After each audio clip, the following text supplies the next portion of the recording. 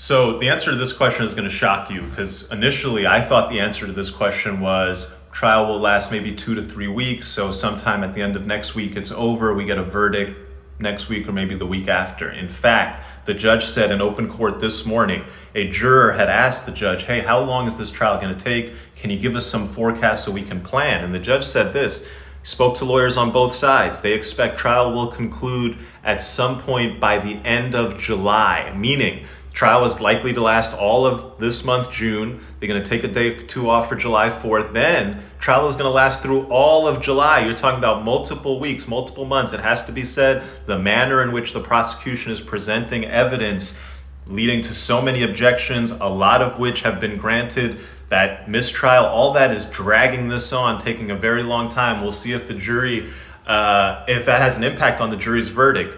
End of July. Wow.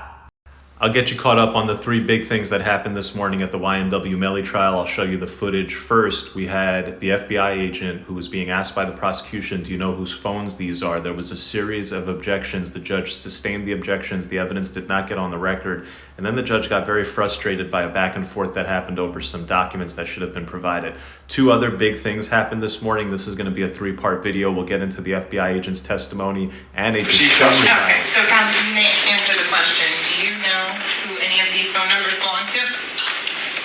I don't know. I know the detective treated them. So, Yes. I'm sorry. we'll stop it right there. All you know is that somebody told you.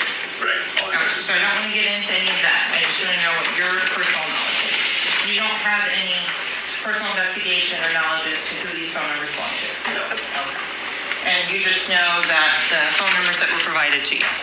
Yes. Okay, and the 772-713-9807, that's the same one that we discussed in State 28 that I published Objection, earlier. Your Honor. He also testified that he never saw the document before, so it's outside his scope of knowledge. Sustained. Okay. Thank you. So, with regards to the 772-713... Objection, Your Honor. She cannot leave it up there published. Speaking objections, She's Your Honor. tainting the jury. Just take it down, please. Okay. Here's an example of how it saw a whole. Judge, may we approach sidebar, please? Yes. Thank you. Let the record reflect the jury stepped down. Counsel remain along with the defendant. The witness is also present. The state's present. All right. So I don't understand. You're saying you didn't have this report? So we had this report this morning while I was sitting in the courtroom. We don't have a printer here. All right, at this point, there was a back and forth where the judge is like, did you give her the documents? Nobody knows. Judge is like, just go print them out. For the record, This happened. I don't know, you're saying they're sent, counsel suggesting she hasn't received those things. I just want her to get copies of it. I don't want your constant back and forth. When she has it, just give her the copies. That's it. It's easy. Just get her the copies. All right? Mr. Devins, you need a restroom break? Sir. All right, we're in recess. Thank you. YNW Melly Trial, more missteps from the prosecution. This time, the judge issuing a sanction. The sanction is the prosecution is not going to be allowed to use certain evidence. The reason, the prosecution failed to turn the evidence over in a timely manner. The defense had accused them of trying to plug up holes. You're going to see the footage from the judge where the judge says, look, this is not the right way to do it. Ultimately, I don't know if this is a huge part of their case, this evidence that's being excluded, but it speaks to the issue that the defense attorney was talking about, is this is a death penalty case. If you've got your evidence, go ahead and present it. The way the evidence is coming out, there's too many missteps, too many technical mishaps.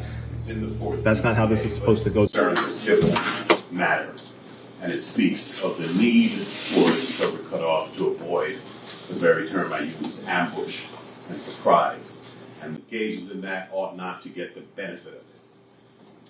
Thanks. Thank you. Hold on. Just briefly, I mentioned that defense isn't yet to provide any reciprocal discovery, but alluded to some yesterday that they were looking at Instagram posts and everything that had happened as recently as this week, but yet they have provided nothing to the state. So if there's any deadline of any sort that needs to be imposed on both parties. Thank you. Oh, Counsel, my understanding is that's the way it works, is that it's not and it seems to me to be a Richardson violation. There's discovery that's ongoing, you know about it, and you're not telling them about it until we're here in court. So So as far as making ready is concerned, I think that's a discovery violation. And I'm finding it to be a discovery violation. I think the only way it can be cured is he's not going to testify about this second procedure that's not coming in. Same thing, if you want to keep investigating a case, you can do it. You can find exculpatory information. You may change your mind as to how you proceed with the case, and I don't have a problem. You can investigate whatever you want to investigate. But as far as using new discovery that you're coming in, I think a cutoff needs to be happening, because this is what's going on. We're going to have this. If you find something new, there's a whole, as counsel describes it, then you try to find evidence to plug up the hole. That's new discovery.